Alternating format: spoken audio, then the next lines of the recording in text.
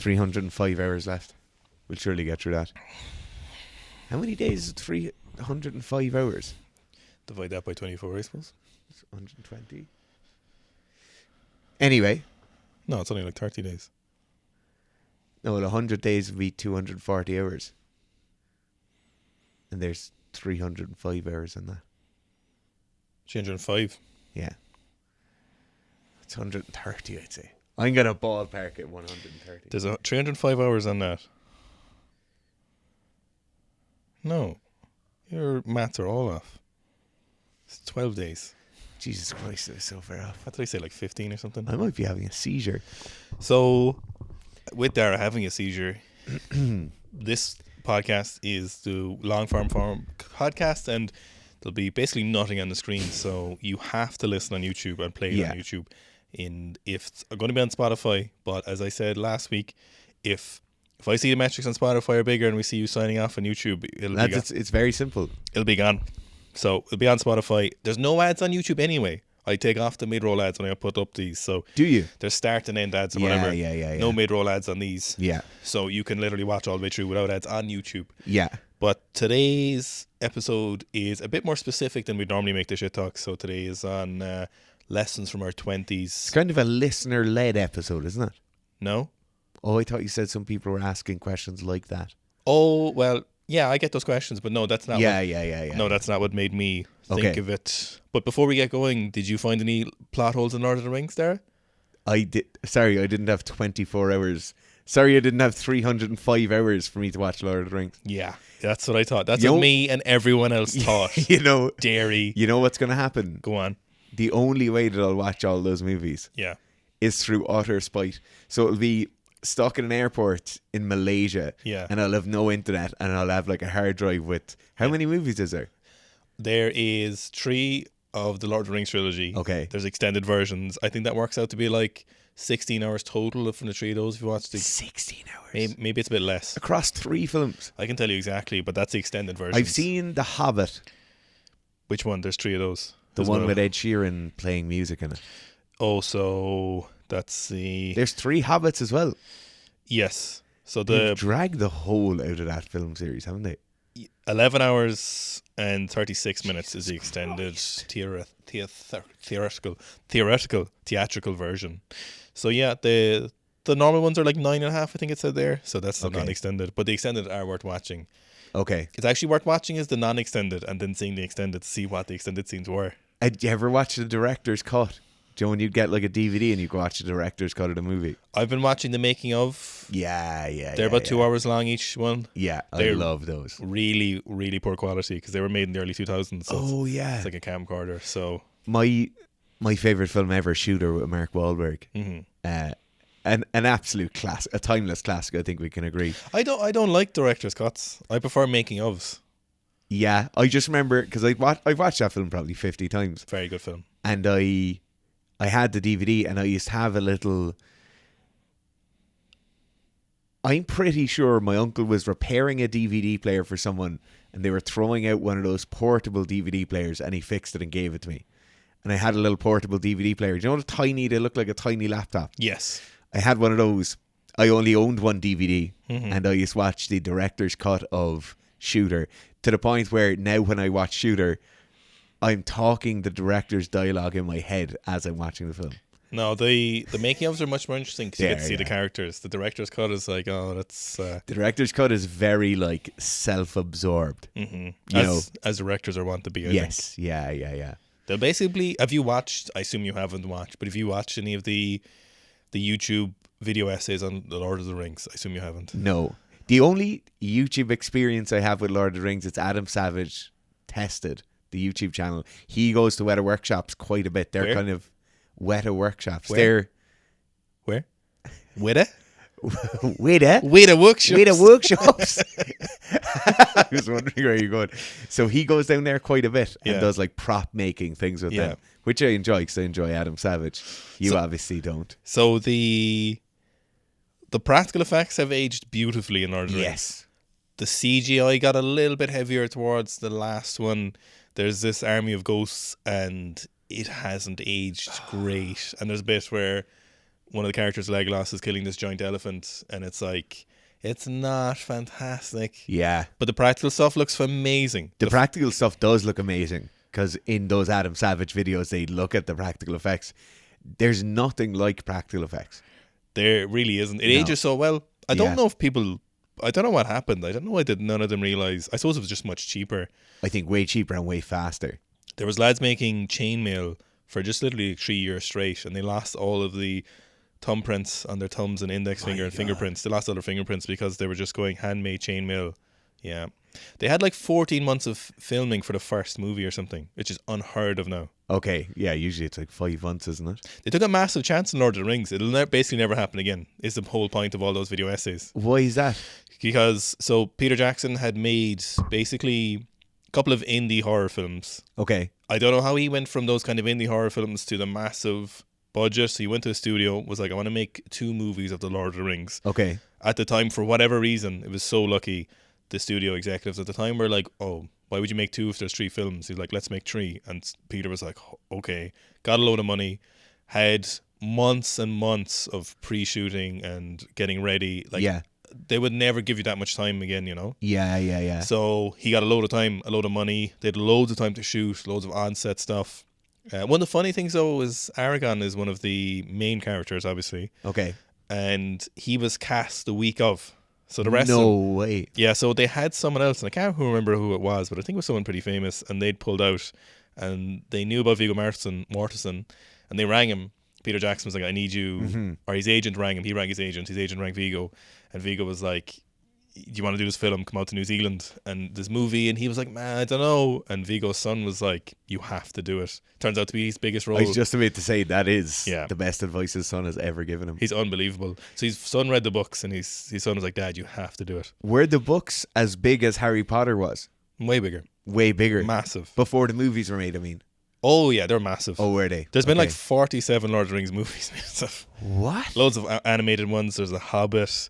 Yeah, I don't know how many copies of Lord of the Rings are sold, but they're huge. It's insane. The crazy thing for me is is it Tolkien wrote those? Yep. When he sits down to write that and he creates the entire universe, it's so in depth. Like, I assume he has like a writer's office with massive like mappings around the wall. He had a little, we went to his greenhouse, I think, and he had a typewriter.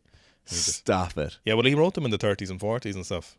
Oh, was it that long ago? Oh, it's so long ago. But even, how do you keep all the names in your head?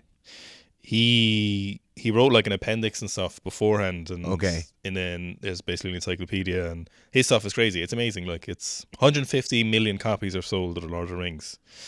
And Harry Potter. Good God. Sold over 500 million. There's 7 books of those. Yeah. Which is crazy, isn't it? Yeah. It's mental. That is one thing that with the kind of fiction, but like beyond fiction, whatever, like fantasy style thing. How in God's name do they keep that straight in their head? Like, if I'm writing a 16-week program, I'll still have to be jotting back between like the first and second weeks of that program to see like what do we start off with. But I think there was like 15 years between one of the books. Oh, okay. But you know, people are on George R. R. Martin to finish the books. Yes. And he's so much going on. Like, if you look at anyone else who's created this many books in this larger world, like, they've had a huge amount of time. He's just under so much pressure from people. Yeah. That he can't just go into his greenhouse. No. See, he used to write on a computer that was isolated from the internet. It was a really old, like, some kind of Macintosh. Yeah. It's like computer desktop. Yeah. And he's just go type it away. There's something nice about that, isn't there? Yeah, I assume he's not doing that anymore. I'd hope not. I actually watched a film. It was on Netflix the other day. It was about some like robbery. Adam Driver was in it. Yeah. And Channing Tatum was in it. I can't remember the name of it. Basically, they're like southern US guys who are like struggling for money, and they rob like a motor speedway. But in that, they like plan a riot. This is a bit of a spoiler. It's not a massive spoiler. It's one funny line. But just if you are midway through watching it, don't listen to what I'm about to say. They plan a riot in the prison, right? And the demands of the riot are like, we need to have like whatever book numbers of Game of Thrones. And then the warden's like speaking back through the intercom is like, no. those books haven't been written yet. And then they were like, no, these guys came from the state penitentiary and they knew all the stuff about the dragon lady. and then your man is like, no, it's the TV show cut ahead of the books. They're no longer going off the books. It's like, that don't make no damn sense. He's got a lot of slack for not finishing the books, you know. Yeah. Lots of speculation. Also, he's not a young man. Well, he wasn't a young man when they kind of got going, you know. Yeah. The speculation where it's like he's made too much money and he's kind of lost his flair, or people are like it's gone too complicated and now he can't tidy it up, and he's a lot of stuff on. And how do you tidy it up though? I have no idea. Yeah. I could see for like the first 2 or 3 books where that could be, everything could be a nice tidy packet, you know, and you can include something. Whereas once it's gone to this point, it's kind of like that dragon hellfire covers everything. I think he's kind of confirmed that the ending in the books won't actually be very similar to the TV show. Yes. He's people are concerned as well of his health, that he might not make it before the end. That's what I was talking about with the... Apparently he has like a trust of someone ready to finish. To take over. Yeah, he's like the general thing written. I feel though that could go the way, do you know where they have like the buildings full of songwriters in Nashville, where they just like come up with like, yeah, we need 4 songs by lunchtime, and it's like 5 guys in a room and they're like, yeah, this line works best. There's a fella, Brandon Sanderson, who's finished a couple of fancy books, and he writes a load of them, and he gets a huge amount of praise in the fiction world or whatever, but I think his books are a tripe. Like they're... Oh, no way. They're like, they remind me of comic books. Like the dialogue is like something a 12-year-old might write. Oh. You know? Yeah. But there's a very famous writer, David Jamel. He died of a heart attack in his 50s before he finished his like last book. So his wife finished it. Okay. Stella, I think was her name. You wouldn't have noticed, to be honest. I assume a lot of it was done because you couldn't really tell, to be honest, reading it, that there was any change in author. I suppose as well, if you have a team of editors and if you've written a chapter or like a piece of a chapter that doesn't really tie in with like the sound or the general flavour of it, it's easy then to be like, okay, these 20 people have read the book. This is what the general consensus as to like this is what the mood should be or whatever. You know, just thinking about that, actually, he's kind of fallen out of fashion a little bit. David Jamel, he was huge years ago, but what did he write? Loads of fiction. Okay. You wouldn't know any of it, I'd say, but he was massive up until about 15 years ago. Huge fancy writer, like fancy adventure kind of stuff. Very, very good books, but seems to have kind of been pushed aside. Obviously, there's loads of new authors. Yeah. There's another one, people are listening to their thing. It's The Name of the Wind, The Wise Man's Fears, a trilogy. And 2 of them very good books, but he's in the same place. The third one, it's been like 12 years and people are like, what the fuck are you doing? Like, because there's definitely a butter period there. Like there's like that Goldilocks zone between you've waited long enough to build up a load of anticipation, but it's not so long where people have lost interest. I wonder what that time is. I don't think there's any time on books. I'd read it right now. Like, would you? Oh yeah. Straight away you drop the last one, you pick up the next one. No, as in like, I would just go read it. It could be any distance on. It could be 10 years time and I'll still read it. Yeah. I've to be honest, I've been very disappointed by like fiction in the last couple of years. Okay. A lot of it's been crap. I wonder, are you getting older and your outlook is changing? And so it's harder to... I genuinely think some of the authors are just not as good. Yeah. I'm talking about in the last like 4 years. Yes. It's not like since I've turned 18. Like it's been like the same authors who wrote very good books like 4 or 5 years ago. Yes. They've come up with new stuff and I've been like, oh, this is terrible. Like, it's been very strange, you know? Yeah. But it's like when Mumford & Sons changed album, you know, they did like Babel and what was Sigh No More, and then they came out with like Wilder Mind. Remember when they came out with that? We would have or was it Delta? That was after, I think. Okay. Maybe it was Delta actually, and Wilder Mind was the song. Yeah, big change. I don't mind that. Yeah. I don't mind that quite so much because I think that happens to nearly every artist and every band. And to be fair to them, if you're doing like whatever 150 gigs a year or however many they're doing, and you play those same songs every night, like sing them every night so I don't get them wrong, by God, that has to get boring after a while. Whose lyric is that? That's from Nickelback. Sing them every night so I don't get them wrong. Rockstar. Yeah. that has to get, and they're artsy types as well. It's not like you're dealing with 3 financial consultants. They're like, yeah, we'll do the B173 form now for this return. They're like, man, I just really doesn't express how I feel anymore, you know? You know, I saw a really funny video before. It was I think it was an American creators, and it was like Mumford & Sons exposed. And I was like, I was like, oh, you love a bit of drama. Because they were talking about, there was this kind of implication that their parents were really wealthy, rich people in churches and stuff, you know. But basically the video boiled down to was that they're not actually country farmers, you know, because they wear the tweed and stuff. Yeah. Everyone was like, everybody knows this. Nobody cares. Everyone knows it's a costume. Nobody in England dresses like that anymore. Nobody wears tweed like that unironically. Yeah. Like, they are not country farmers working in a mill. Like, everybody knows this. If they were country farmers, they'd be wearing a pair of boots or else Air Max that are absolutely destroyed.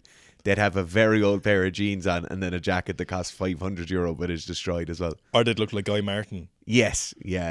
Everyone was just like, what are you talking about? We know this is a costume for their show. Like, yeah. Like those Viking sets, you know, they're not real Vikings. No, everyone knows that. Like, it was such a stupid video, you know. It was that happens to some of the like heavy metal guys as well, where they're like, you know, not wearing load of piercings and they're not wearing massive makeup and stuff, and they're suddenly seen in public, and people are like, oh, it's all a lie. It's like, they're not actually vampires, lad. You've surely heard of Slipknot, have you? Yeah. Corey Taylor was the lead singer of Slipknot, and they used to wear the masks all the time, you know. Yeah. And like no one knew their face for a while. Yeah. He wrote a book actually, or one. Deadmau5 was like that. Did he ever reveal his face? Yeah, I saw him on a podcast 2 weeks ago. No way. He's on the podcast, you know, with the ex-CIA guy who has like mental people on. Sean Ryan. I never watched one of those podcasts. Would you? I get those clips. All clips. I love the SAS guys. I love the US Special Forces guys. Yeah. But he had a military psychic on the other day. Fuck yeah. He will talk to anyone. From the CIA. Yeah, like your man was telling them where spies were around the world. But they were getting them right, apparently. Some of them weren't. Come on. Weren't some of them getting them right? Yeah, weren't they? Did. Yeah, they did, yeah. They did. Yeah. Listen to the podcast with your man. He got them all right. He didn't foresee 9/11 or Pearl Harbor or anything like. No. That never happens. Yeah. There's never like, oh, I'm getting a feeling now and this is happening. Yeah, but they're not clairvoyance, isn't it? Isn't it like they're seeing remote viewing or whatever? Yeah, he was seeing that your man was, he's near a triangular structure and I'm feeling the colour blue. And it's like, yeah, he was near a blue McDonald's. Now, I haven't watched an episode of Sean Ryan's podcast, and all I've seen his clips, but it does look like he gives them a lot of respect wherever he's talking to them. 100%, yeah. He has some really interesting ones with like ex-hackers. There's 2 in particular. Oh my God. Yeah, I saw that. Insane. One of them is like turned good guy now, I see. Yeah. He's got the little infrared thing. Is it Day Zero? Is his name on Instagram? Anyway, it's class. Isn't that kind of thing kind of funny? The ethical hacking? No, just the power that they access, you know, that is available to them. You know, they have it via their skills on the internet, you know. Even some of the hardware you can get now. Like that guy had a USB-C cable that automatically downloads everything from your phone when you plug into it. My God. So, you know, if someone's like, do you mind if I borrow your charger there? Jeez, he'd have some of the pictures of bleached asshole on my phone anyway. Yeah, there's something weird about that, or people who have a lot of money. You know, if you compare it to like, say, not 150 years ago, but prehistoric males, all brawn, all power. Yeah. But now it's like a lot of that power is transmitted money through and influence. Yeah, which has been away for a long time, I suppose, as humans. Do you know what they get a lot of on my phone? What? Will be pictures of random injured areas I can't see myself or in the mirror. So it'd be like a picture of a cut on the back of my ear, or like a picture of an ingrown hair on my ass cheek or something. Does that look infected to you? Yeah, that's literally what I'm doing. Does that just look red because it's a picture, or should it always be like that? I think I was talking to you this before, but the dark web, and there's like, you could hire Hitman. Yeah. Apparently most of those now are just police operations. I saw that like over 85% of Hitman or something are... They're not really like... Yeah. Apparently it's they're just sting operations trying to get people. I think as well, if you want to go out and whack someone, you should have to do it yourself. Yeah, that's fair. With a sword. There was a woman on Joe Rogan. She went a few times. She works, I think, for National Geographic, or she makes shows for National Geographic. Okay. And she was interviewing She was calling them assassins, but it's kind of hitman, you know? Yeah. Modern day hitman. Calling someone an assassin is a bit too much respect for a modern day person. Also, there's an aura about an assassin that they were like raised in the Tibetan mountains and like they're some sort of ninjas. Yeah. Doing jep jumps. It's like a vocation rather than like it's your life as being an assassin, not a 17-year-old drug dealer who has to hit someone so they can be in the gang. She thought the one in South Africa actually was quite interesting. And I'd say plenty of work. Yeah, he said it probably more than 30 or 40 people. By God. But he was only getting like $1,000 for a hit or something. No way. Yeah, it's crazy. It's a lot of money, isn't it? It's He's a rich guy, like that's like I wonder how many of the like it's like €10,000. You know, like in those movies like Transporter and stuff where you're like really, or like The International, you know, that movie where there's real refined hitmen who just do hits for like very high level targets and they make them look like accidents. I thought you were going to say Transformers and I was like, there alien robots aren't real. No. How many of those exist in real life? Because it's more than one. Like Jason Statham's like that number is not zero. There is a Jason Statham out there. Yeah, I don't know. Like Rogan surely's enough money to get someone killed if he wanted to. 100% sure. Apparently the Clintons are getting people killed all the time. Whoa. You know, is that funny? You always hear, it happens sometimes in Ireland as well, and they're like, Mary O'Donnell paid 80 grand to get her husband murdered, and they all get caught. Like, because your man like, yeah, I'll do it. Go on, give me 80 grand. Bother, give me the 80 grand, sure. Like texting her off his own phone and stuff. Yeah. And the guards are like, you've. But also, if somebody is, like, advertising and marketing must be a nightmare for them. Oh, let's say it's word of mouth, like, he did a great job. He was a 5-star review. Very, very clean altogether. There was that movie on Netflix recently. Oh, the one with the Irish guy who's half German. Give me something here. Recently, Hitman Assassin movie, Netflix. Last 4 months it was out, I'd say. Oh, something guy. Oh, yeah. What's his name? It's just called Hitman. Michael Fassbender. Yeah, Fassbender. That's what I said. I think he might be from Cork. Cork boy. He's definitely Irish. He's half German. That's a great movie. Yeah, Michael Fassbender is pretty good. Oh my God. Well, thinking of ass bending. No, I'm really thinking about how many of those people. Like, is there one on the island right now? Ass benders. Also, I love talking about Ireland as on the island. On the island. Because it makes it seem like there's 5 of us here. It's like, he's the strongest man on the island. You know, being in Malta actually is obviously a very small island. Yeah. It's too small. That is too small. Way too small. I like this size where you can go for like you can disappear somewhere. I think even Europe's grand, like Europe, yeah. Like continental Europe or whatever. Yeah. So what's lovely? I was in Budapest last week, and they talk about. We met some of my missus' friends out there, and they were talking about like where they go on their holidays and stuff. But they can drive like it's a couple of hours to go skiing in Austria. Yeah, it's a couple of hours to go up to like Sweden and stuff, and like travel around there. They have a massive amount within, like it's like the US in that case where you can go to all different kinds of climates, all different kinds of landscapes. Like everywhere here is just wet and slippery all the time. And cold. Moist. Mouldy. It's cold but not cold enough to kill the things that bite you. Lynching everywhere. Yeah. Moss. Kazakhstan's too big there now, for example. It's too massive. But that's all the same. All the same. No variance. The grasslands at the start, pretty interesting. Those big rolling, where it looked like a sea. The steppes. Yeah. But it is called a sea of grass kind of thing. Looks crazy. Like you would looking out over that, you look like you're looking into the ocean. Could kind of drive you mental. Yeah. If you stared at it for long enough. Or else it could really be what your brain needs. Yeah. Not if there's a herd of Mongolian imagine that warriors just like you know what, if you were there you're there with your goats and you see them coming, you just know where you can go, dig a hole and hide.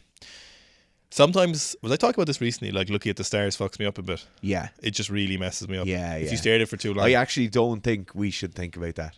I had something else that really messed me up in my notes, now that we're obviously not doing the learning from our 20s, but have we thrown the script out the window? I assume so. We're free balling it. I had other stuff, but that staring at the stars has been really clear the last few months, and it just really messes me up. I love staring up at the sky because I think it's the same way where like, so naturally there's a certain like order to the disorganization in nature. So like the way a tree's leaves spread out, the way branches come out off a tree, the way grass grows, there's like certain order. You can see like the organic correctness of that. And that makes your brain really calm. But then when you're inside in the city and everything is right angles and everything is straight lines, your mind is automatically looking for the next straight line or the next right angle, to the point where for many people, seeing things that are clearly disorganized, like lampposts being slightly out of line with each other, manhole covers being put on the wrong way around, you might be the kind of person where that doesn't immediately consciously fuck you up, but in your brain constantly see these lines and constantly kind of is in more of a stressful state. And I think if you had more time staring up at the sky or staring out over those uninhabited landscapes, I think you'd be better off. I'm thinking about that recently. I kind of want to change the core of my home, you know. Okay. Just a bit more, not minimalist, but not like austere kind of stuff, but just remove some of the clutter, you know. So it's a pretty small house, like, so especially the bedroom, like there's a lot of cupboards and drawers and stuff that I'd really like to just tidy out a bit. We've been looking a lot at different house things and interior things, but there's this, I don't know, is it Swedish word called hygge or something like that? Have you heard that? No. Hygge. I think that's how you pronounce it, but I think it's like the Swedish name for comfort or something. Right. But it's basically very minimalist, very simple surfaces, and it's just like, it's nice. Like, one of our mutual friends who makes knives, yes, redid their home in the fashion of the Scandinavian kind of thing. Amazing, yeah. I wonder, do the Nordic people or Scandinavians, are they like, this is how everyone does their home? Because it's certainly a style that we have. But I think that style is going all around the world now. I really like it. Yeah. It's just expensive. That guy who makes the knives, if you want to get, you might have seen the knife on my channel, or sorry, on my Instagram, but you've definitely seen it on your Instagram. Yeah. Gareth has an amazing cooking knife. I have an amazing hunting knife. Eric is pretty much booked out forever. Yeah. But if you want to, I do know he does like batch orders and then he'll sell or auction some of them off. Mm-hmm. But Eric Gullickson, just go and look at my following or Owen's following. Like, Gulkson, I think. Yeah, something or is like it that. a double L? Maybe something like that, yeah. Gullickson knives. Amazing knives. And they're like, when I tell you this man takes pride in his work and hours in his workshop to get one piece of steel perfect. Yeah. It's insane. He's kind of disgusted at his old work sometimes when you talk to him. He hates me showing him the old knife now. Yeah. Because I think that was the first hunting knife he made. And he really isn't happy. I want to get a little veggie chopper this year, a small kind of 3-inch. Yeah, you do a lot of damage with 3 inches, to be fair to you. It's pretty massive, like. You know, I think we talked about this ages ago, but sticking with space for a second. Okay. So we've talked about stuff like the celestial teapot. So it's like an analogy in arguing where you're like, the celestial teapot is me making an unfounded statement where you can't possibly prove me wrong. Yes. There's another one called like the invisible dragon where I'd be like, I have an invisible dragon in my shed, and you're like, no, you don't. And then you'll say, okay, right, I'll try to find it. And you walk around the whole shed and you can't find it. And you're like, oh, it's actually floating in the air above you. And then you're like, right, I'll throw a blanket over it. And you're like, oh, it's actually 2 foot higher. It just keeps going, you know. Yeah. And there's like the celestial teapot, and you're like, I have a teapot in orbit. You just can't ever find it because it's so small. You'd never be able to actually go get it, you know. Yes. Just stupid shit like that. But there's another one called the Boltzmann brain, where Boltzmann. He was a physicist. Okay. Basically, he speculated that the universe is so vast and infinite that there could be a random organization of molecules where a fully formed brain with memories could just be floating through space. Yeah. Well, if you subscribe to the infinite universe theory, then technically there's a world that exists where there's 2 Owen and Dara's, and they have a channel called Seek Your Strength, but they're made out of marshmallows. But there's also ones where there's infinite more of the exact same thing happening. So like if there's infinite alterations, there's also infinite the exact same things possibly happening. It's crazy, isn't it? It simply cannot be true. Like, that just can't be true. There was like if an infinite number of monkeys were on an infinite number of typewriters, eventually one of them would accidentally type out the whole Bible and stuff, you know. Or every human work ever. Or Shakespeare. Also, some numbers of infinity are larger than other infinities. Yeah. How mental is that? That's crazy. Yeah? Anyway. You go on. How's training going at the moment? Training's going pretty good. Because you've caught the bug again. The bug for what? Weightlifting. No, I haven't. You have. I can see it creeping back in. You just don't know in a minute. No. I was like, oh, it's a bit of a private session going on tonight in jiu-jitsu. And you're like, oh, I think I want to do some snatches. Yeah, I just said before I do a bit of snatching. Competition on Saturday. Can't be doing loads of jiu-jitsu tonight. I know, but I'm just saying Owen of 2 months ago, who didn't have the bite of the weightlifting bug again. Yeah, he was really tired 2 months ago. He was real tired, yeah. He would have loved a one-on-one class. Are you going? Yeah. So the lapel specialist. There's a visiting European champion lapel specialist. How's your training going? Very good. Very good. I was very, very tired.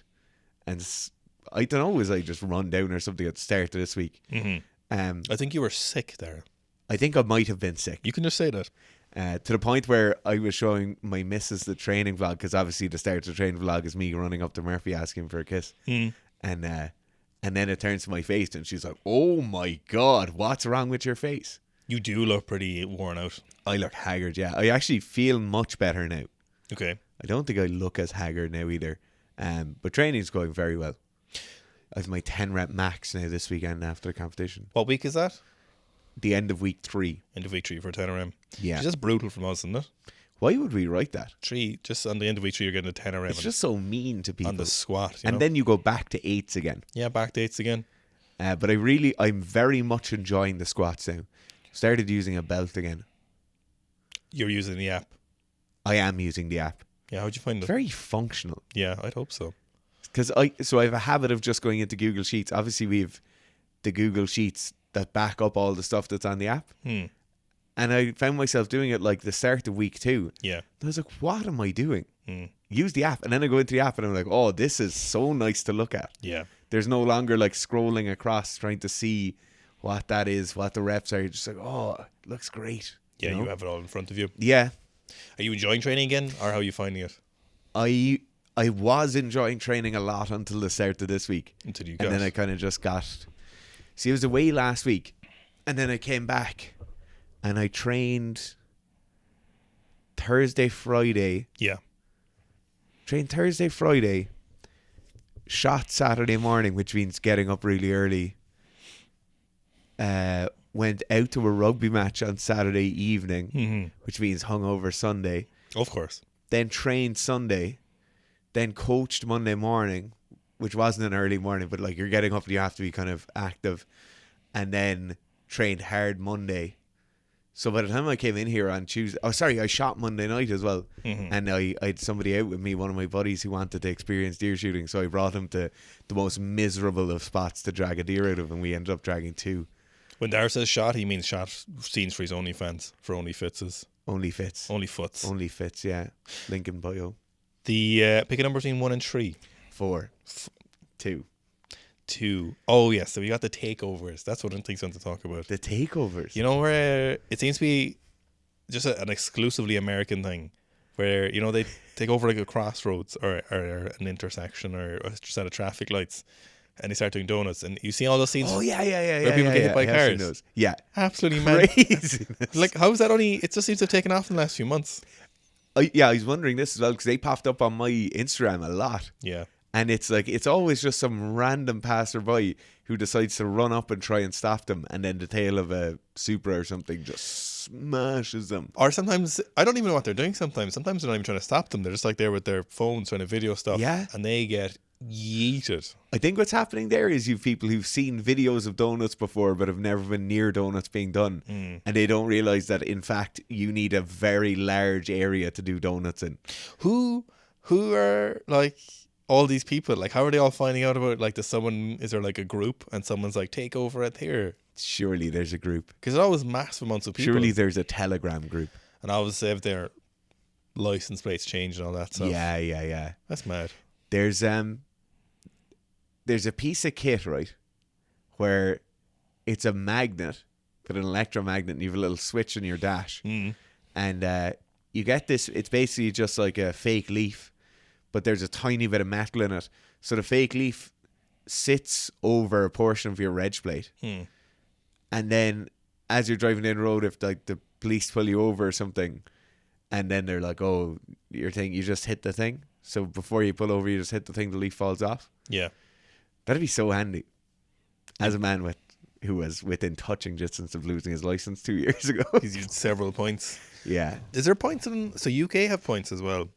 But a lot of other countries don't seem to have the points. Most of Europe have penalty points. Have penalty points now. Yeah. Remember when they brought them in Ireland? Like uproar. it's obvious uproar, and for good reason too. But what happened before? I can't remember. Like, what happened before there was points? You used to just get a fine, and if it was very bad, you used to have to go to court. Isn't that better? But isn't that just a much more civilized system? Yeah. I was within a hair's breadth of losing my license for a handful of speeding offences and being on the phone once or twice. See, the problem with being in Ireland, and I'd love to know if there's other countries like this, and if anyone else is in a similar situation, but for a lot of the Irish population, if you don't live in city centres, of which there's not that many realistically, No. being without a car is nigh on impossible to have a functional life. Yeah, I definitely think as well. So I think if you've moved to Ireland and you're not like traveling around to family and stuff all the time, and you just work at a certain place, live and do your shopping close by, some amount of public transport or like walking or cycling is definitely doable, even in smaller centres.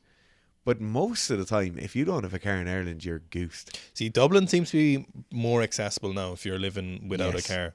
But the thing is, a lot of times people will be like, oh, I don't have a car, but very often are relying on people who have cars in their friend group or family, you know? Yeah. So they'll be like, no, sure, I don't need one, but you're also using those other people all the time, you know? Yeah. That there is, I was listening to someone talk about it, I can't remember. So they're kind of talking about the late adolescence or the lengthened adolescence of people now, because people are growing up later, kind of, or becoming to manhood, essentially. And one of those things is like people are getting their licenses later. People are obviously moving out of home later, having kids later, getting relationships all later, you know. And the license is obviously one of them. Jeez, I remember the day I turned 17. I had a tractor license, I was 16. So Yeah. So you could do the tractor and car license when you were 16. Yeah. So the day you turned 17, you could have your provisional ready, like. Yeah. It's crazy. Jeez, I wanted a tractor to drive to school so bad. Just a small Kubota or something like that. Yeah. And my parents were like, absolutely The guards no would stop way. you. They would definitely. Of course they'd stop me. And imagine that, driving to school every day, freezing up on top of a tiny little tractor. I can't. But why did you want to do that? You've known me long enough. Would you have actually done it? 100%. That's so stupid. 100% if I wasn't. Do you not have a pretty lengthy drive to school at the time? Yeah. How long would 15 minutes, 20 minutes. How long in would a it- car? Yeah, it'd have been half Like an hour. 40 minutes on a tractor. That's ludicrous. Yeah, and as well, all the tractors I was finding on Dundeelan and the pink pages in Ireland, for those of you who don't know, the Evening Echo is like a Cork newspaper that nobody reads. And on a Tuesday, they used to have the free ads. And the free ads were called the pink pages. And you basically get anything in it for nothing. Wait, 20 minutes to drive in a car? That's a fairly 15 minutes. Oh, okay. Yeah. That's about the range of where you'd want to be from a school, really, isn't it? It's a bit. Yeah. It was a good school. It was better than the schools that were around. And there was 11 of the 18 lads in my primary school were going there. Oh, that's nice. Yeah. So like one of my buddies' fathers is a principal. So everything just made sense to go there. Did someone always drop you no buses? No, I was getting buses all the time till Toddy got a car. Oh, so Bus used to come to the end of my road. That's handy. Yeah. My bus came, I think, it's about 3/4 of a mile down the road. Okay. So it'd be running down in the morning. So do you know the old house where I used to live? Yeah. Come up to the top of that road. Yeah. And you know there's like a staggered 4-way cross. Yes. Just the opposite side there. So like Oh, okay, that's 2 fine. seconds up the road. Yeah, that's fair, yeah. It was actually the bus drive in and back from school was nice. Like I have fond memories. But then there's another town, Passage, nearby, and sometimes you'd have to collect the Passage people, which would make it 20 minutes longer. No, I just wanted to get it over with. Like getting Did to you? school, you're just like, oh, I'm going to school this morning. Are you doing homework? I kind of liked it because I'd always do my homework on it. Yeah, did that a bit too much as well. And then coming back, you just want to get home. Like I wanted to get home earlier before my brothers or whatever. Like, Oh, yeah. like if they were, say I wanted to get the TV remote or something, or get food, like, or eat snacks before they'd get them. Where they take them off. Before they'd try and eat them, like, you know, because there's limited Yeah. supply, like, Yeah, no, I liked it. I have very fond memories of school. of actual being in school. Yeah, and that whole time, like, Yeah, I've very fond memories of the whole time, but not being in school. really. No, I was completely agnostic to it. I always liked it. It was good at most subjects, and I never got in trouble. Like, I always liked it. Why did you like it? So strange. I don't know. What did you like about it? I probably liked. So I was training a lot. I'd never have to work hard at anything that I was doing, Yeah. and I just like kind of obviously I was there with all the lads. It was great crack. Yeah. And And maybe I've just had so many concussions now, all the bad memories are gone. I think that's probably what's happening. Did you really enjoy getting up for school and stuff?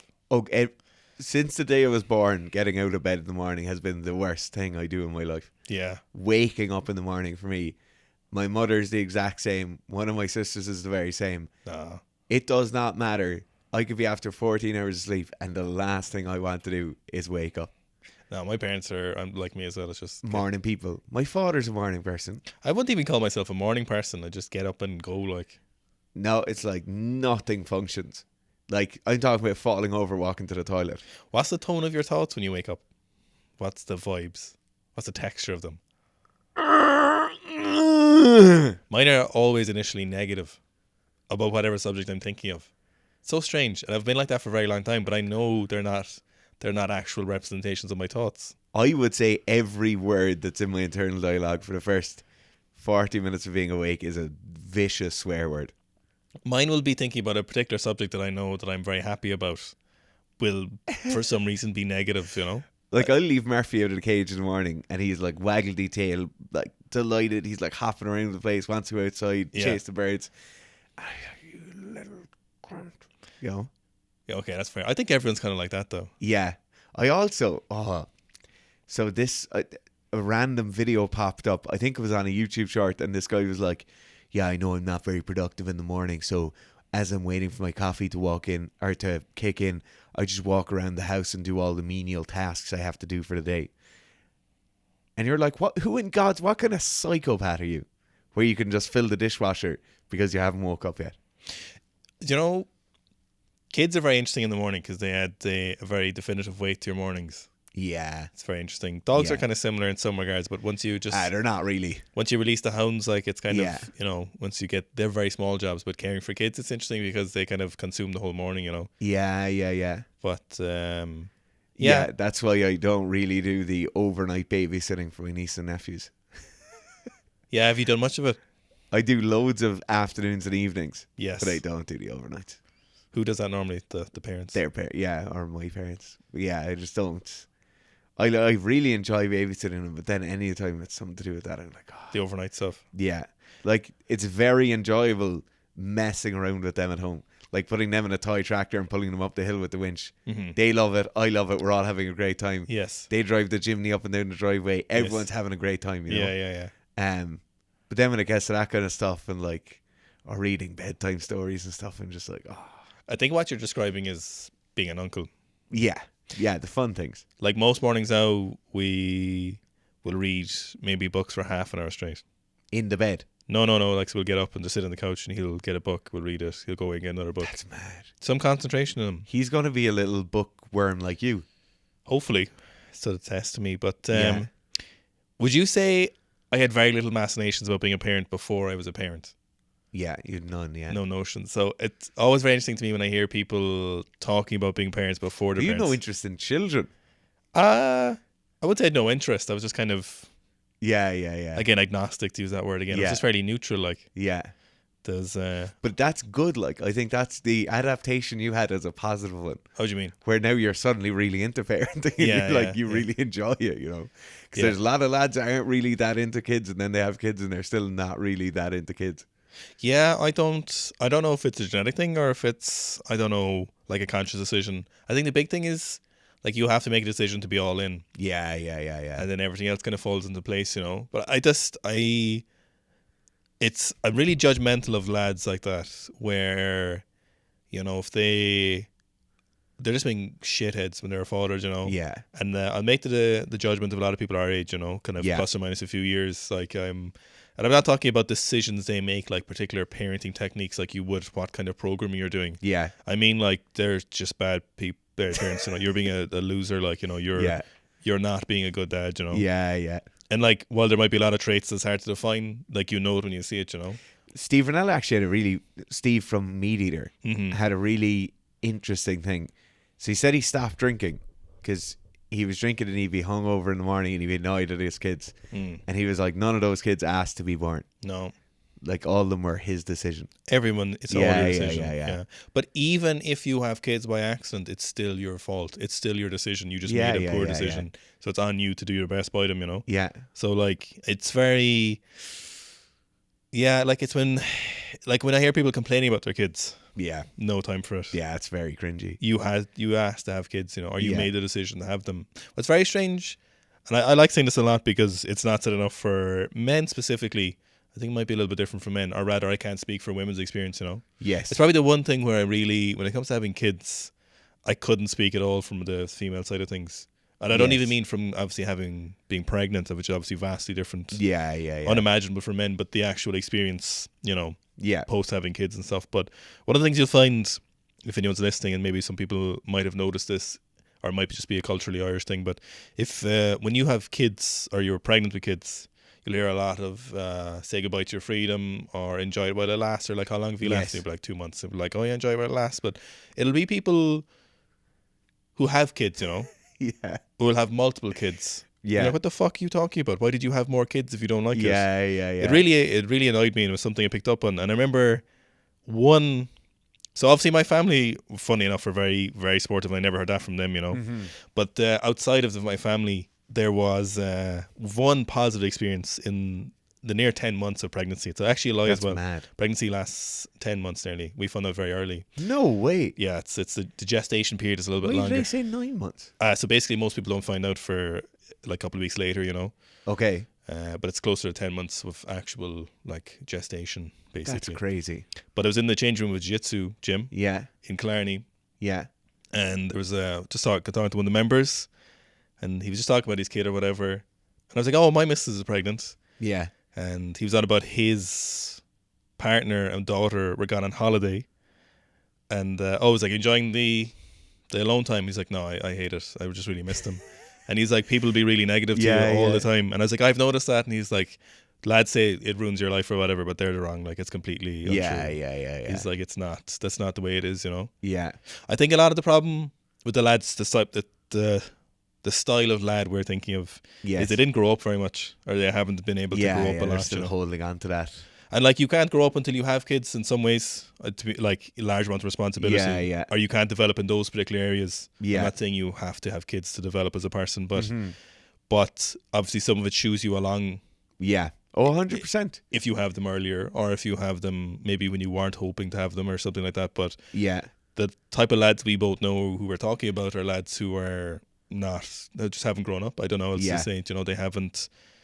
And I don't mean grown up and the kids forced them to grow up. Like, they hit their 30 or 30s, late 20s, and are still 15 in their head, for want of a better word. Yeah. A lot of people will blame the Irish mammies for that. I don't think you can blame the Irish mammies for that.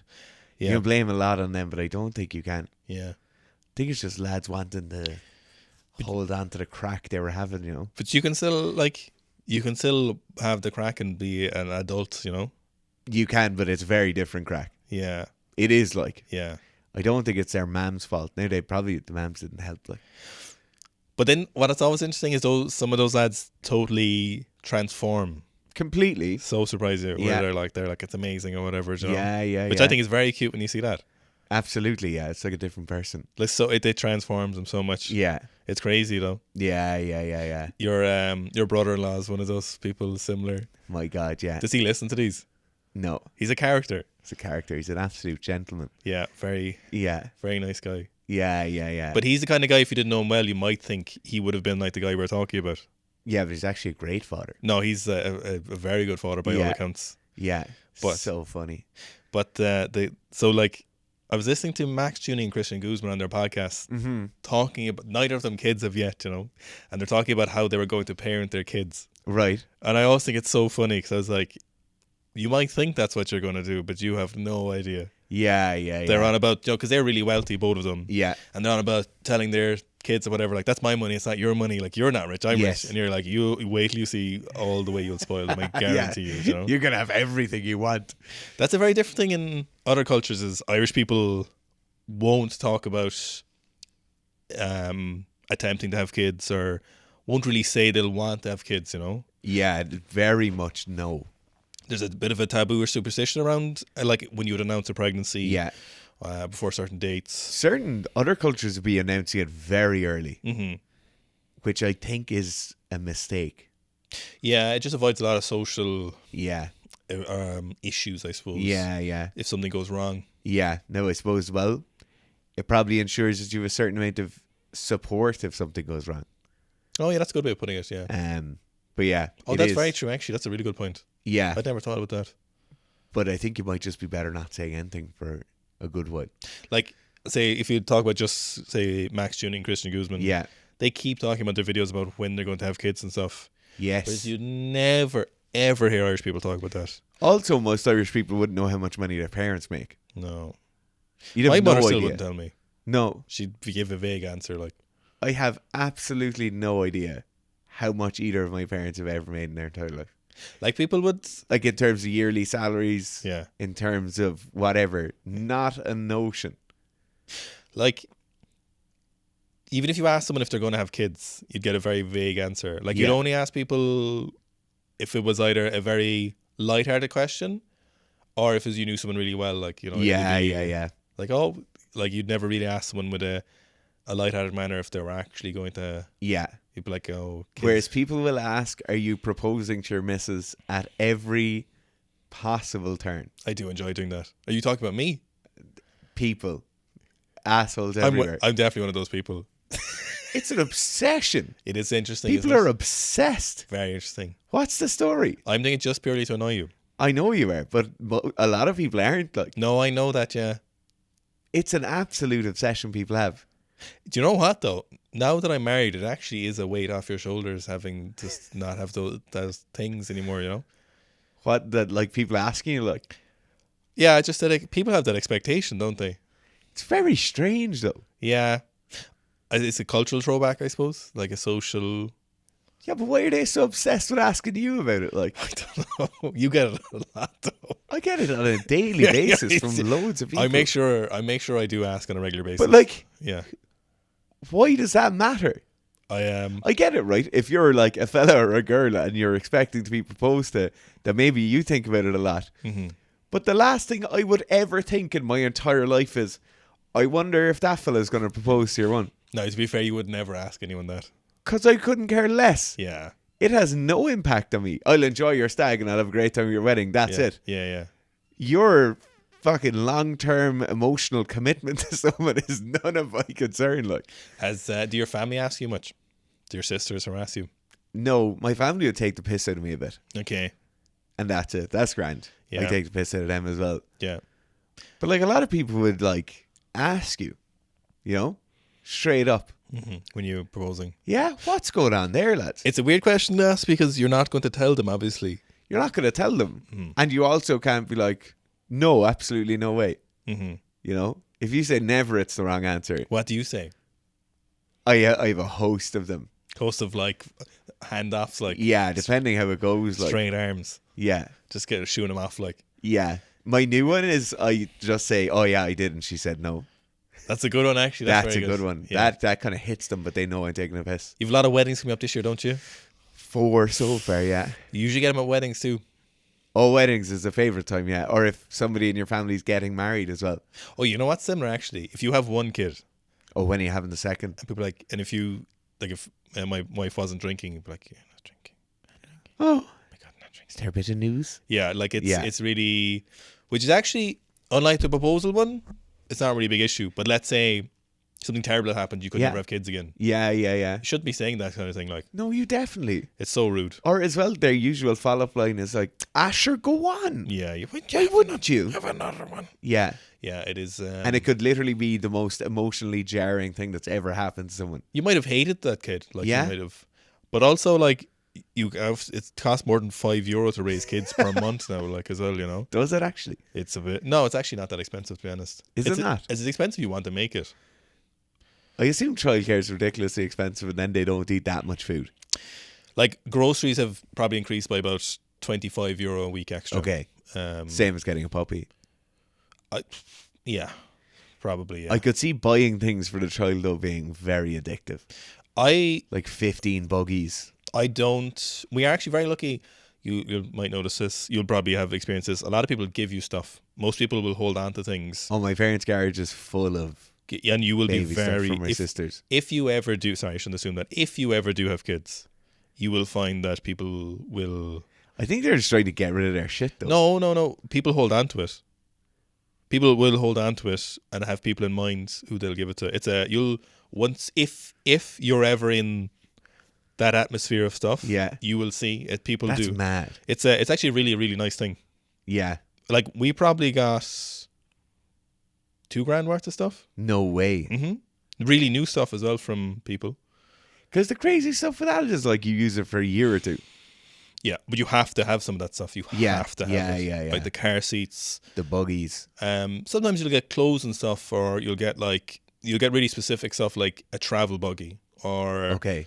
What's a travel buggy do? Just really folds up really small so you can bring it on, you know. Sense. So like, no, people hold on to it with the idea that you'll know someone, especially around our age. Like, there's probably going to be someone. Yeah, no, I see it all the time with my sisters. There's always stuff coming in and coming out. If you had to buy everything from scratch, you'd be stoned, bro. It's a couple of thousand, like, realistically. If you had to buy a cot, buy the clothes, buy a changing table, buy a car seat, buy a buggy, you know, some of, like, the travel systems is what they call them.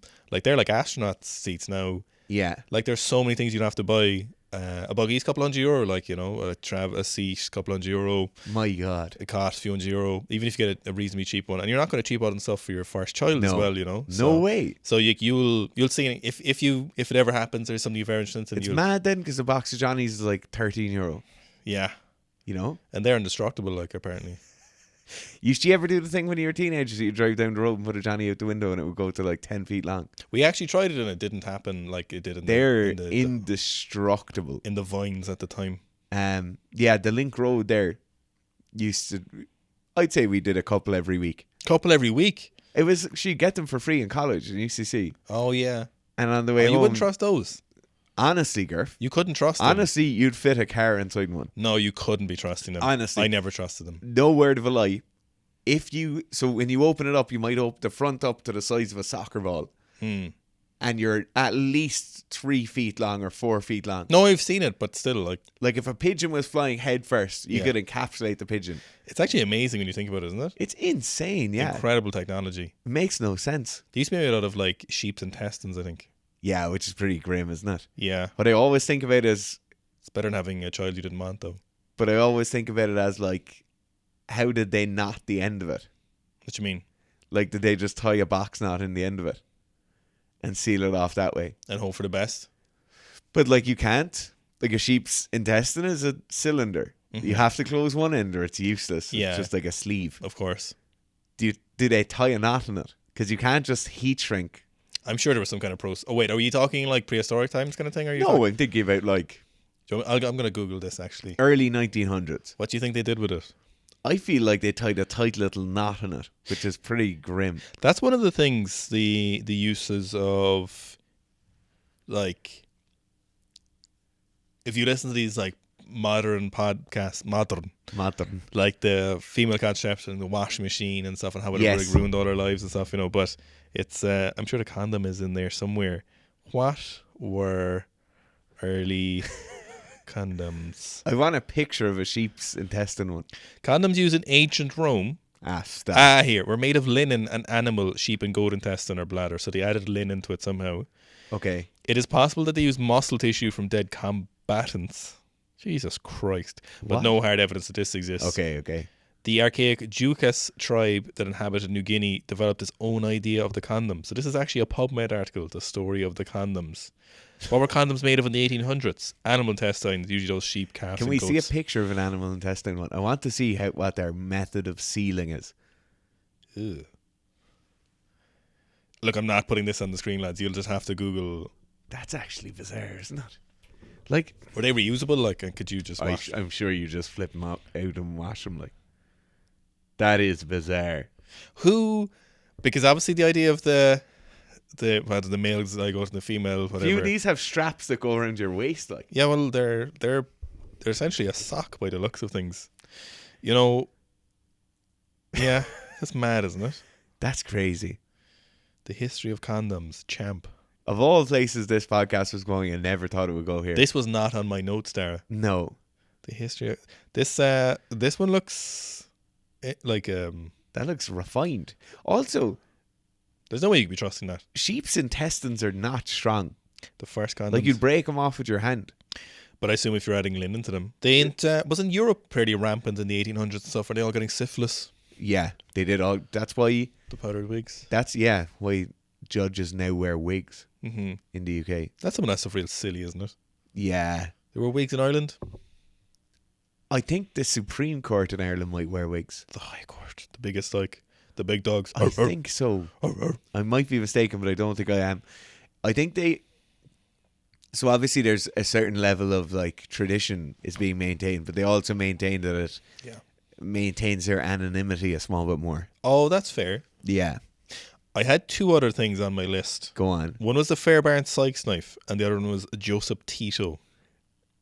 Hit me with the knife first. You want to? What's Tito about before? Just give me a little taste. Well, you will actually really like Joseph Tito. Okay, hit me with the knife first. So, Okay, Fairbairn Sykes was... I just want to get the name properly. Sykes sounds familiar. So this was the knife, or... This is a combination of the two gentlemen. I know who you're talking about. It's the Chinese knife fighting guy. So the Fairbairn Sykes fighting knife was the knife developed for the commandos during World War II for basically Britain and the US and the Canadian forces. And so there's two gentlemen involved, William Ewart Fairbairn, who was basically actually very legitimate by the sounds of things, and Eric Anthony Sykes was the fella who both came up with it, but apparently might not have been legitimate enough, and William Fairbairn apparently treated him like a bit of a fucking underling. Oh, no. Yes, he wasn't very cool to him. Okay. But apparently William Ewart, E-W-A-R-T, Ewart, would you say? E-W-A... Fairbairn. Well, actually, we would say Bairn, so B-A-I-R-N would be Bairn or whatever. Yeah. But Fairbairn or Fairbairn, I'm not sure, however, how the Brits would say it. There's a knife fighting book that they wrote, wasn't it? So basically, William, we'll call him from now on, right? Willie. He's the legitimate one. He was... Willie the Stabber. Was a British police officer and soldier. He developed hand-to-hand combat methods as he was in the Shanghai police during the interwar period, so between the Great War and World War II or the First War. And he trained the original special forces, or modern day special forces. So he created his own fighting system known as Defendu. Nice. Crazy. It's pretty sick. So it also involved the use of a pistol and a knife, which was quite interesting. And then they developed their own style of knife. And there's actually videos of him doing that in kind of black and white. I've seen those videos, yeah. It's training stuff. So he was originally a Royal Marine back in like the turn of the century in 1900. And then he joined the Shanghai Municipal Police. Served in the red light districts. Real Wild West. Yeah. Real Wild West. I can imagine. So he was in the international police in Shanghai. He reportedly engaged in hundreds of street fights over the course of his 20-year career.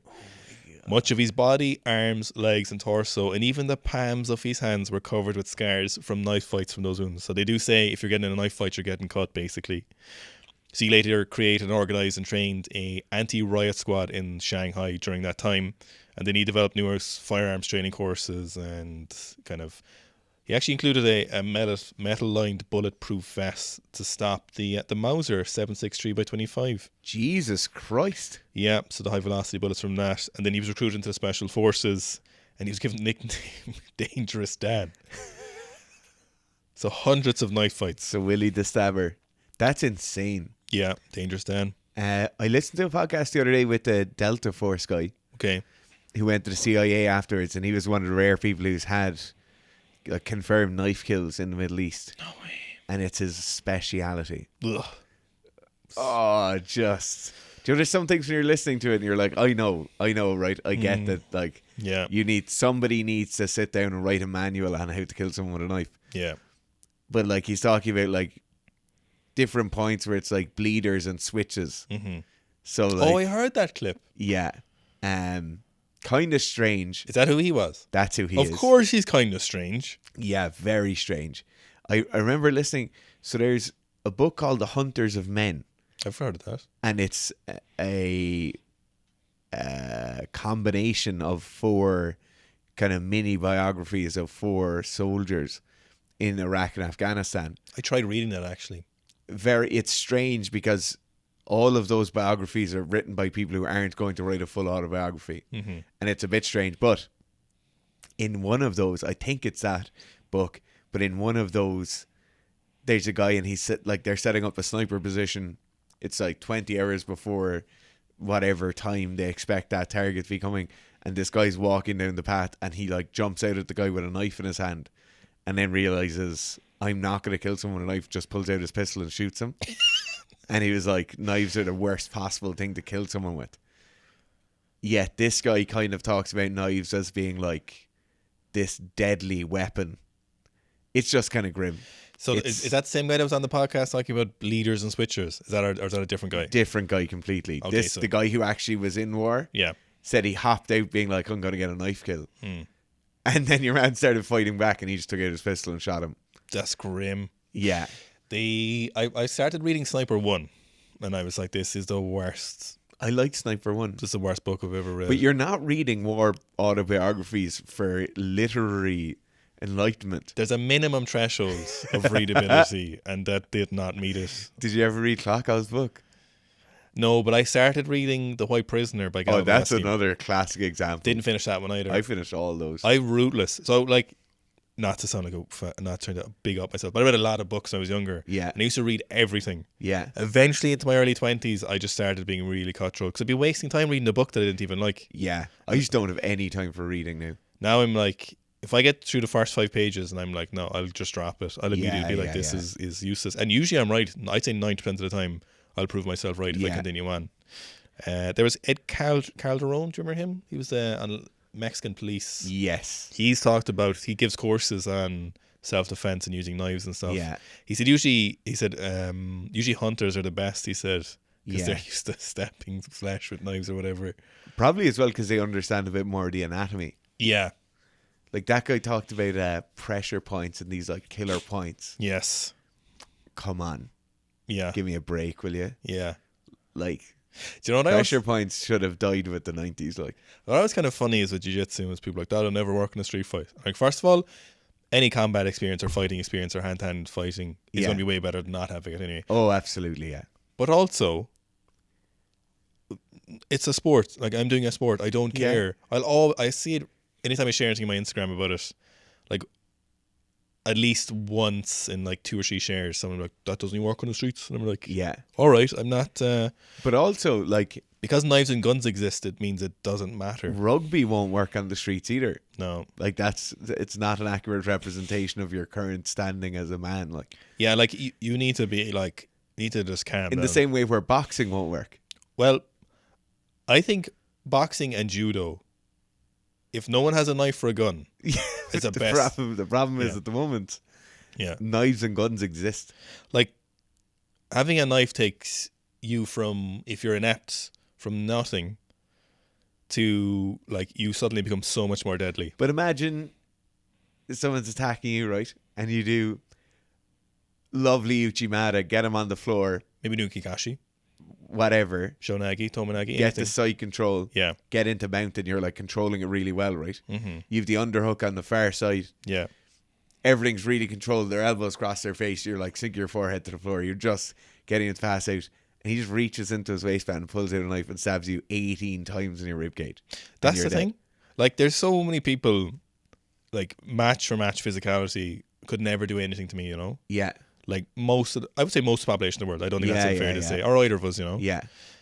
But most of them could have a knife and it's completely imbalanced. You know, like, you just need to have some humility. I'm not doing jiu-jitsu to big up myself or try and 100%. Like, I like doing jiu-jitsu and that's why I want to do it. Yeah, I just love training and doing it. It's fun to do. Like, because knives and guns exist, everyone should be a bit more humble when they're doing combat sports. Everybody should understand how absolutely useless they are. I find you kind of see it a bit at jiu-jitsu competitions. You know, you see the Tough heads. Guys. Yeah. I do find, I will say this now, when you see striking sports, not so much boxing actually, but if you would see like Muay Thai. Yeah, Muay Thai or Thai boxing, kickboxing. Yeah. Or people who do like MMA. Yeah. Bit more notions. Bit more. I think that's because they get hit in the head more as well. Lads, everyone can get stabbed and shot, like, so we just all need to be calm. Everyone needs to shout. Now, in other news, big competition this weekend. Myself and Owen may well face each other.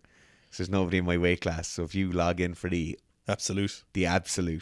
Yeah. not allowed to do the absolutes before as a white belts, or we were Yeah. told not to do them, but They don't have them at most white belt camps. yes, but the coach said if there is, don't do them, Yeah. which is fair. So But I was always the biggest in it. Yeah, so maybe that would be very, very fun. You I did the absolute in Bristol last year and it was great. because everyone's lighter than you. Everyone was lighter than me, and then I came against someone bigger than me and popped my elbow. I'm in the ultra heavies now. I'm actually really happy in the ultra heavies as jiu-jitsu because I just do not care for cutting weight anymore. Yeah, It's fun, the misery. I think I'm going to be pretty okay. I think I'll wake up tomorrow morning, put my gi on and weigh in and be grand. I might have a kilo or two. So I'll get closer to the super heavy class, which is under 100 with the gi on 100.5. Yeah. But at the moment, That's my resident class. I'm too far. Like, the only way I'll do a cut is if I have to stop eating the day before now, to be honest. Okay. Or it's something more, if it's something meaningful, you know. The 8 kilo one last year just swamped me. It's kind of good fun. It is. I love the suffering of it. It's really bad for you. Oh, it's terrible for you. It's like, And not bad for you in the way where you're fighting is way worse. No, It's medically bad for you. I genuinely think it's worse for you than a heavy night of drinking. Like, I think that there's more lasting damage. If you... Oh, there's way more dehydration than a heavy night of drinking. But it's just the stress, you know? Like, Yeah. if you do those crazy weight cuts a couple of times a year, and if you were going out every week... yourself back so much. No, I'm not talking about holding yourself back. I think medically, you are really fucking yourself up. Yeah. Like, it's really bad for you. Yeah. Like, I'm not even talking about performance. Forget about performance. I'm talking about... Forget about performance. Like, forget about performance. Yeah. Like, it's so bad for you. It's terrible. No, it's terrible. Like, you feel really bad. And not in a way where you're like... You know, even when you're really sick... Yeah. You're like, I'll be over this. When you're really, really dehydrated from weight cut, Yes. you're like, this is, you know, there's like positive adaptations. You're like, lads get into their cold. And Yeah. who were we listening to recently was talking about this? They're like, look, cold baths aren't for your performance. If you were really sad, that's what's going on here. Yes. Which I think is fair enough. You can do whatever you want. Yeah. But, no, like cutting weight drastically for a competition. Oh, it's terrible for you. The lads in the club, as much as I love them, when they talk about cutting weight, I'm like, please stop cutting weight that drastically. But it's also every week before the competition, it's like, yeah, how are you set? How are you set now? About 6 And it's just 8 really stressed lads, like. Yeah, they're like, oh, I've only 6 kilos to go. So I'm 56 kilos, I need to be 50. yeah, but it's not like 6 kilos is 5% of their body mass. It's like 20% of their body mass. And to be fair, they always make it. Always make it, yeah. One time I actually think I'm the only person who missed weight last year, and I missed about 100 grams. No, one of the other lads did, remember? Oh, yes. But that was his like 50th competition that year. I missed it by 100 grams, and the test scale next to the scale told me I was 100 grams under. But so did your own scale. Yeah. So you really got messed up. I really got messed up. And on the test scale, it said that this weighs So it said this weighs 200 grams over. Yes. And I weighed in at 100 grams under. 100 grams under. So you 300 grams. Yeah. You should have had a 300 gram allowance. I was like, I am sorted. And then and the weird thing about jiu-jitsu is they're like, No. I don't get that. I was like, what's the story? I was looking at the sign. Yeah. We were looking at the number on the scales outside, like. They put that sign up. Yeah. Which was the organisers. I was livid. It was so annoying. But that same competition, a younger and a lighter class allowed weight in heavier, and they were allowed fight. A lot heavier too. Well, like 1.5 kilos heavier. Yeah. It was so strange. Yeah, it was bizarre. That must have been some kick in the nuts for you because you must have been so confident. I was Billy Big Balls, like. You didn't cut very hard for that one, did you? No, it was the fight September before last when I did the 8 kilos. That was like. Wait, was that? No, that was a year and a half ago. Yeah. Holy shit. Yeah. Yeah, so that was my lightest I've been since I started weightlifting, basically. I was 92 kilos. I was like 96. Yeah. Then 125 kilos. It's crazy. And 5'2". 5 foot, and I lost height as well. Yeah. Crazy. Yeah, that... I wish if I could impart any knowledge on people in jiu-jitsu, it's like stop cutting weight. Stop cutting weight. Especially if you're younger. Yeah. Oh, 100%. If you're older, it doesn't matter. If you're a chunky middle-aged master, it's like you should. Yeah, you should probably cut weight indefinitely. You should do a perma cut. It isn't for the competition, lads. Yeah. But for the younger athletes, like you're not letting yourself develop.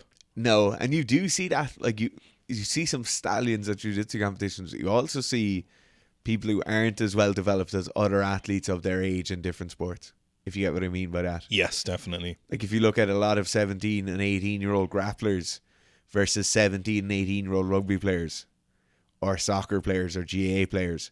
Yeah. There are very different levels of physical development there.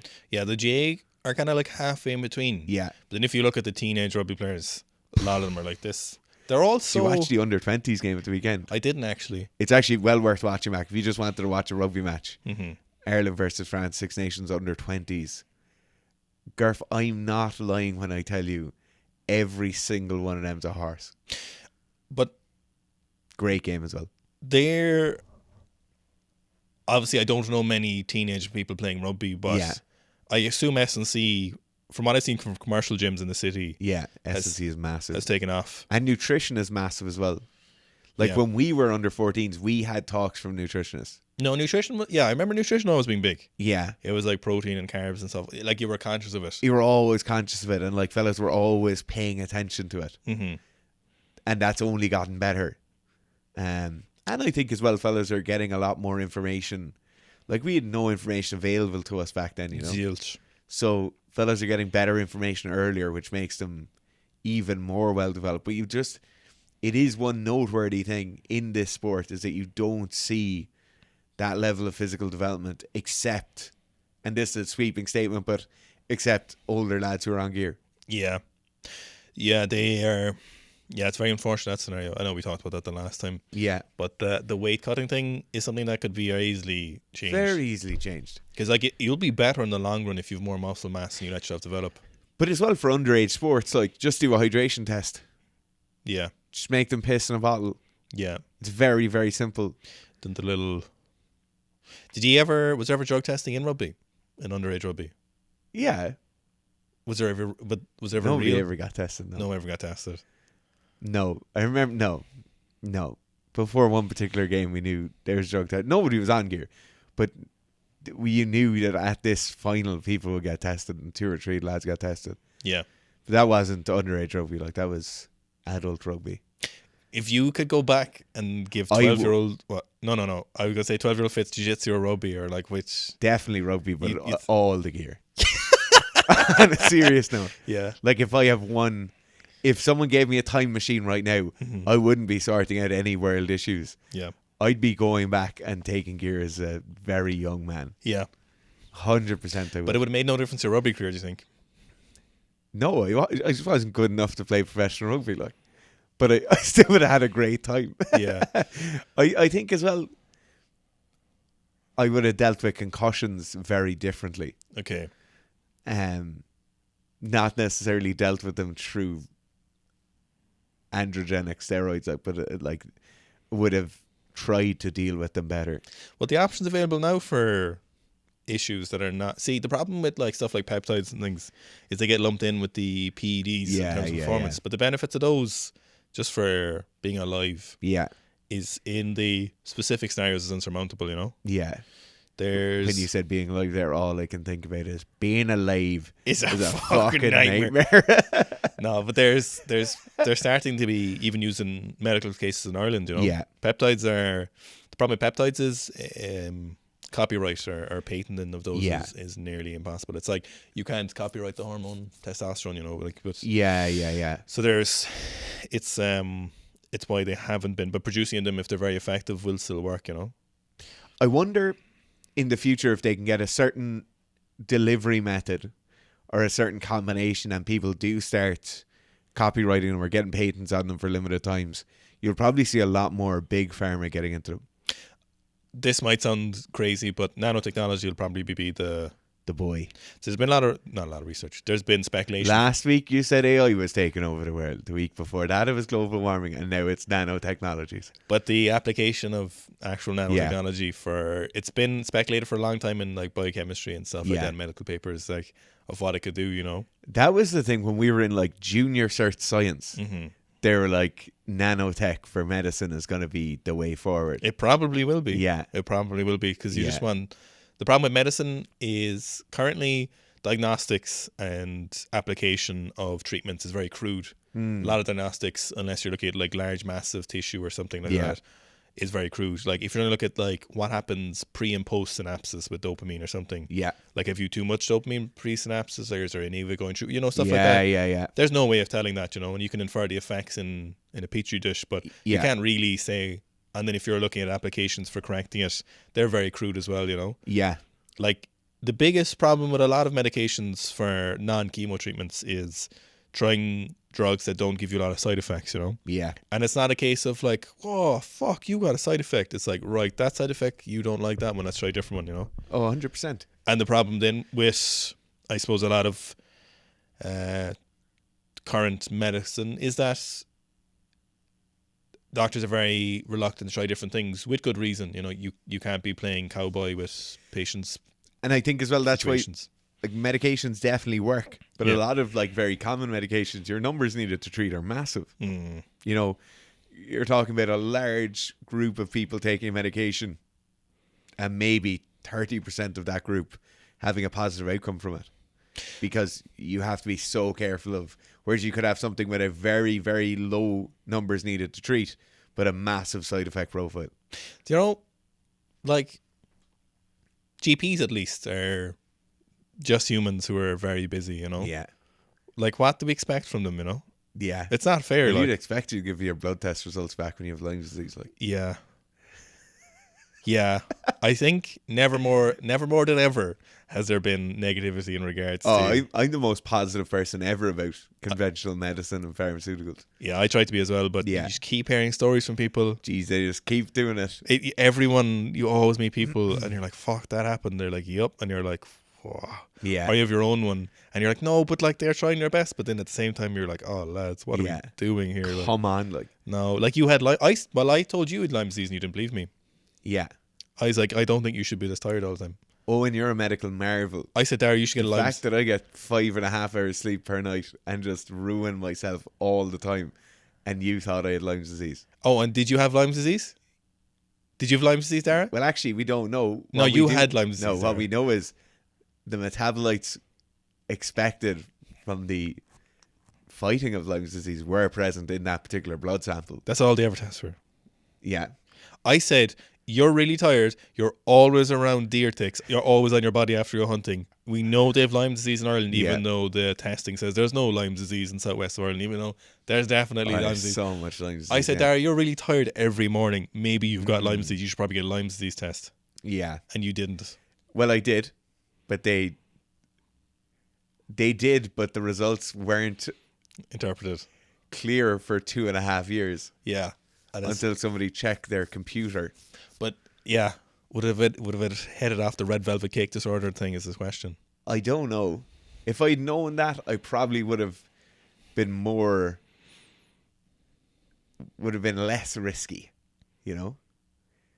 Even though I haven't changed anything and I've had staph 6 times from red velvet cake disorder in the last year. The staph isn't your fault, to be fair. No, it's not. Right, we need to nip Thanks this. very much for watching. Leave your comments down below.